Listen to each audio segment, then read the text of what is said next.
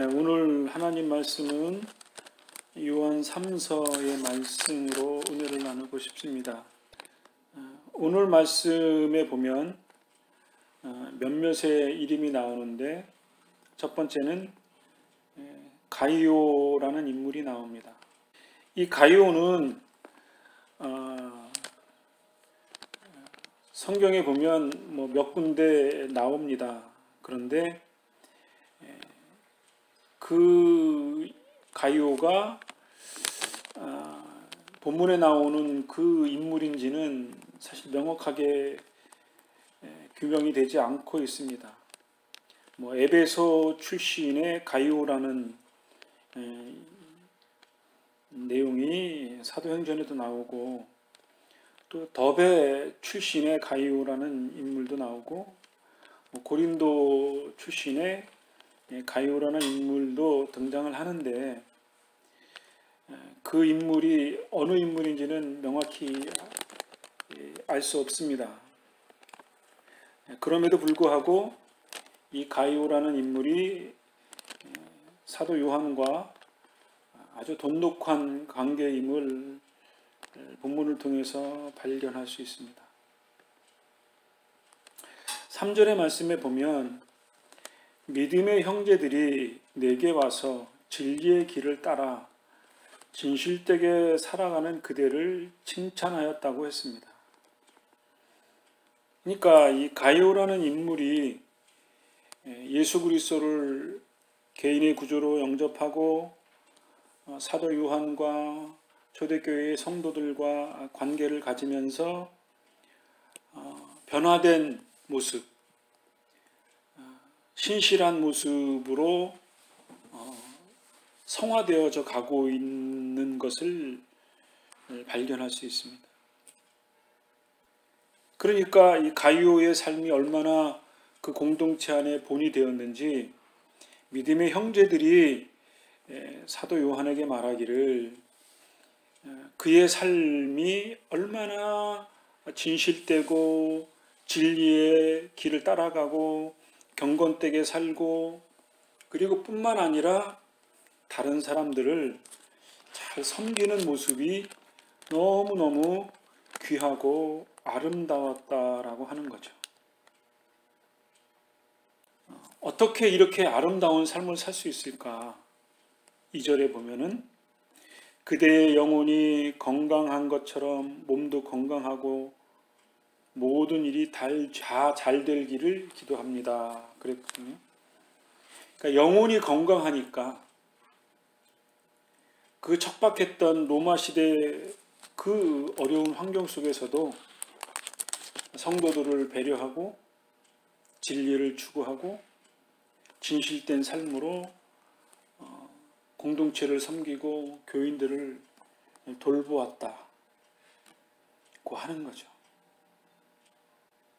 이것이 얼마나 귀중한 일인지 우리는 쉽게 발견할 수 있습니다. 내가 수고하고 내가 물질적인 그러한 것들을 내어놓지 않는다면 이루어지기가 어려운 일이겠죠. 그러니까 요즘 인터넷에 보면 극히 전체적으로 보면 극히 일부분이라고 할 수 있지만 11조도 하지 말자, 헌금도 하지 말자, 그러한 내용들이 종종 발견되기도 합니다. 왜 그럴까? 교회가 그러한 그 물질적인 부가 쌓이니까 여러 가지 좋지 않은 일들이 세상에 드러나기 때문에 그럴 바에는 차라리 헌금을 하지 말라, 그런 의미가 아닐까 싶습니다. 근데 확실한 것은 오늘 본문의 말씀을 보면 로마 시대 때에도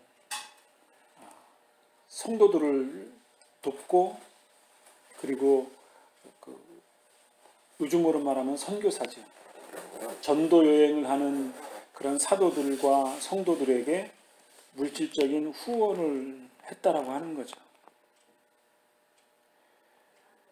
7절의 말씀에 보면 자신의 삶을 돌아보지 않고 전도 여행을 시작한 부류들이 있었는데 그들은 믿지 않는 사람들 도와주지 않는다. 그러므로 우리가 그들을 도와야만 합니다.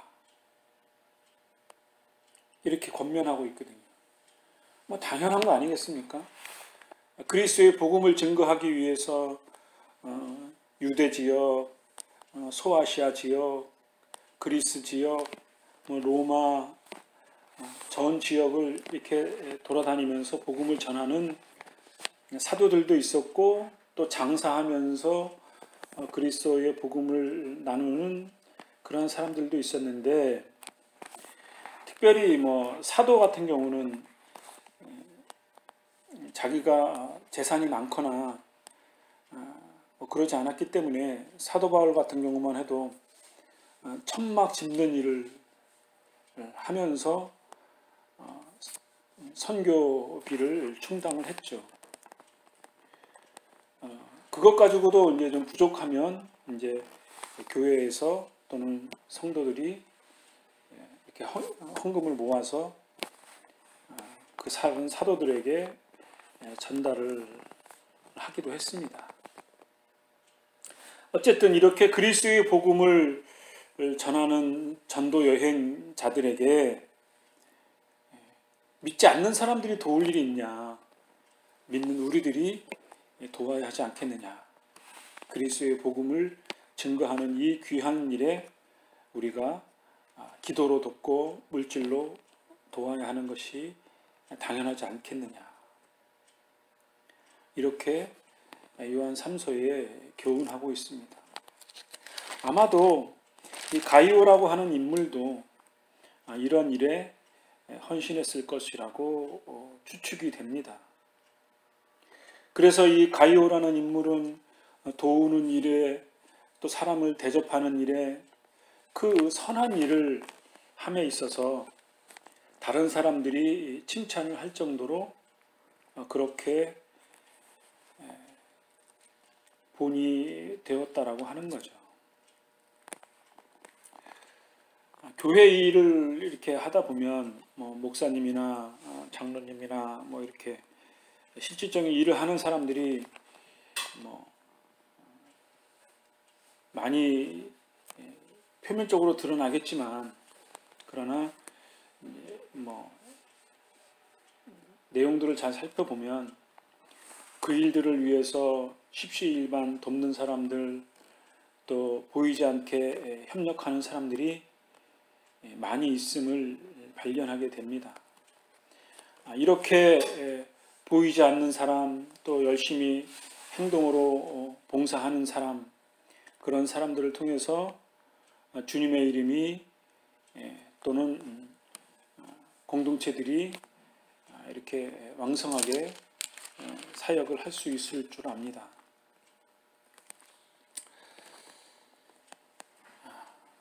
저와 여러분의 삶에 있어서도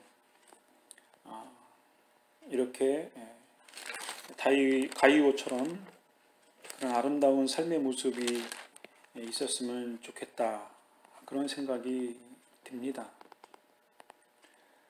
두 번째 인물은 9절에 나오는 디오드레베라는 인물입니다. 이 디오드레베도 성경에 아주 드물게 나오긴 하지만 명확하게 알려져 있지는 않습니다. 그런데 9절 말씀을 이렇게 유심히 살펴보면 딱 눈에 들어오는 9절이 교회의 우두머리가 되고자 하는 마음 때문입니다 라는 표현이 있거든요. 그러니까 적어도 이 디오드레베는 그리스도를 믿고 교회 공동체 안에 들어와 있던 인물임이 분명하죠. 그리고 약간 좀 유력한 인물이 아니었을까 사회적인 지위나 또는 학식이나 그러한 영향력이 있는 인물이었겠죠. 그러니까 자기가 스스로 우두머리가 되고자 하는 그러한 개인적인 욕심이 드러났던 것 같습니다.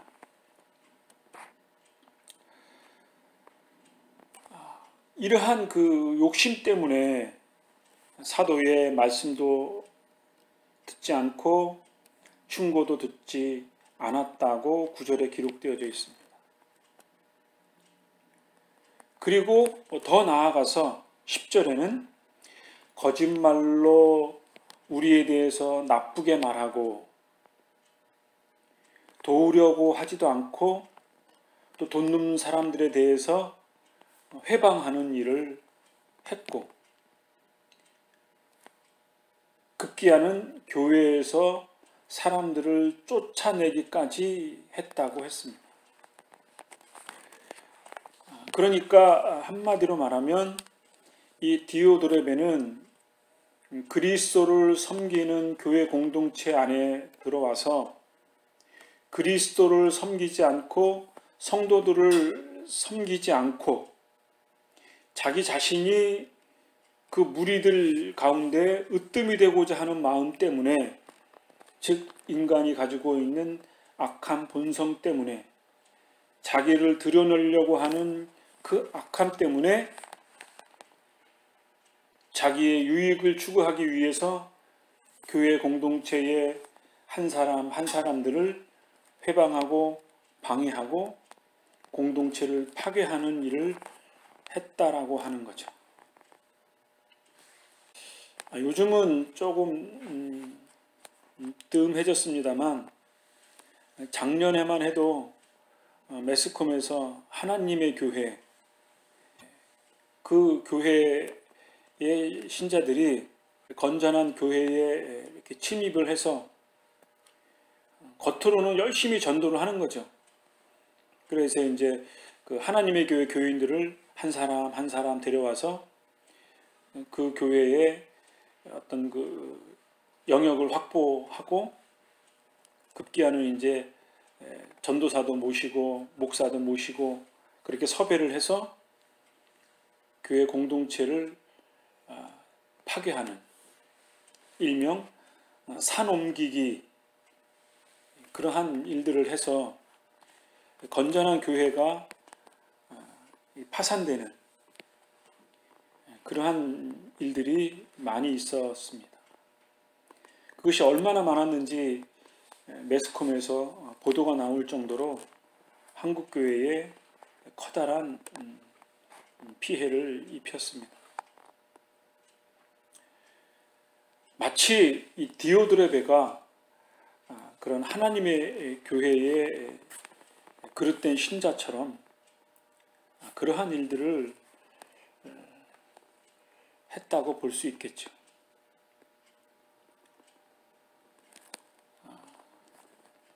그래서 본문 11절에 이렇게 교훈합니다. 사랑하는 친구여, 악한 일은 본받지 마십시오. 선한 일을 본받아 따르십시오. 선한 일을 하는 사람은 하나님께로부터 왔지만 악한 일을 하는 사람은 결코 하나님을 알지 못한다고 했습니다. 교회 공동체 안에 가이오처럼 신실하고 착한 일을 하는 사람이 정상이죠. 반면에 디오드레베처럼 자기의 의로움을 드러내고 다른 사람들을 분열시키는 이런 악한 행위들이 교회에 있다면 그러한 교회는 주님을 참되게 믿고 따르고 예배하는 그러한 신령하고 경건한 공동체라고 할 수 없습니다.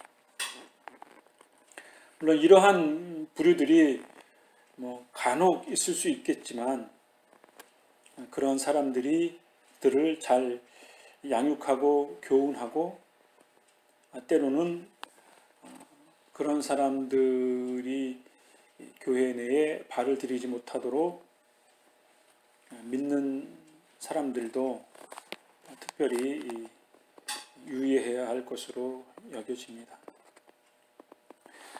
그 목회를 오래 한 목사님들의 말씀을 들어보면 이러한 부류들이 없지는 않는 것 같아요. 어떤 목사님은 그런 말씀도 하시더라고요. 예배 때 맨 앞에 와가지고 찬송가책 들고 찬송하는 사람도 있고 꼭 그렇게 회방하는 회방꾼들이 있다는 거죠. 그렇게까지는 아니더라도 보면 꼭 이렇게 눈에 가시처럼 길가에 돌멩이가 박혀 있는 것처럼 그런 돌뿌리들이 있는데 그것이 현실적인 교회의 모습인 것은 인정을 할 수밖에 없겠죠. 그러면 이제 공동체적으로 고민이 되죠. 야, 저걸 어떻게 해결해야 될까?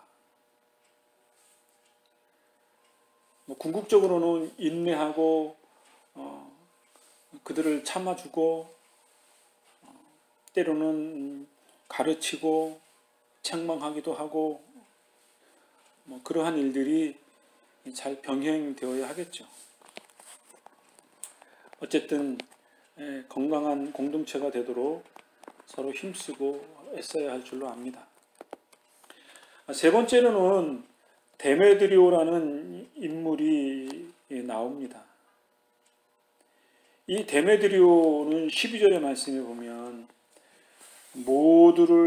모두들 칭찬하고 있다고 했고 그리고 진리를 따르고 있으며 말이 참되다는 것을 알 정도로 다른 사람들에게 매우 모범적인 그리스도인이 라는 것을 밝혀주고 있습니다. 이렇게 요한 3서에는 세 부류의 사람들이 있지만 조금 더 이렇게 유형을 살펴보면 여러 사람들이 있을 수 있겠죠. 믿었다가 시리에 빠진 사람도 있고 또 교회를 떠난 사람도 있고 아니면 이방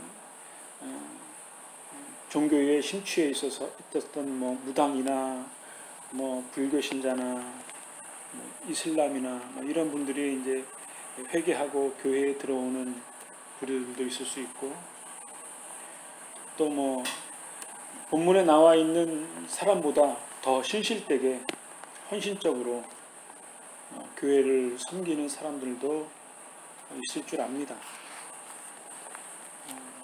우리나라 같은 경우만 하도 옛날에는 교회가 이제 열악했으니까 또 교회 성장이 이제 기하급수적으로 늘어나서 신자들이 막 몰려 들어오니까 교회가 비좁고 해서 이제 교회를 새로 건축하거나 확장할 때 장로님들은 힘에 부칠 정도로 헌금을 하기도 했다고 하죠. 그래서 집 있는 사람들은 전세로 가고 전세에 있는 사람들은 월세로 가고 그런 일들이 비일비재했다고 합니다. 그런 아름다움이 있었던 반면에 또 그러한 모습들을 보면서 자식들은 그래 참 하나님의 앞에 헌신하는구나 기쁨으로 받아들일 수도 있었겠지만 또 어떤 부류의 사람들은 시험이 되는 그런 경우도 있었죠. 어쨌든 그렇게 보이지 않게 또는 드러나게 섬겼던 수많은 성도들의 모습을 통해서 지금 우리 한국 교회의 모습으로 성장했다고 할까요? 발전했다고 할까요? 그러한 눈물 어린 수고들이 때로는 순교의 피가 그로 인해서 우리가 이렇게 하나님 앞에 은혜를 힘입고 예배를 드리고 하나님을 찬양하게 되는 지금이 있지 않았나 싶습니다.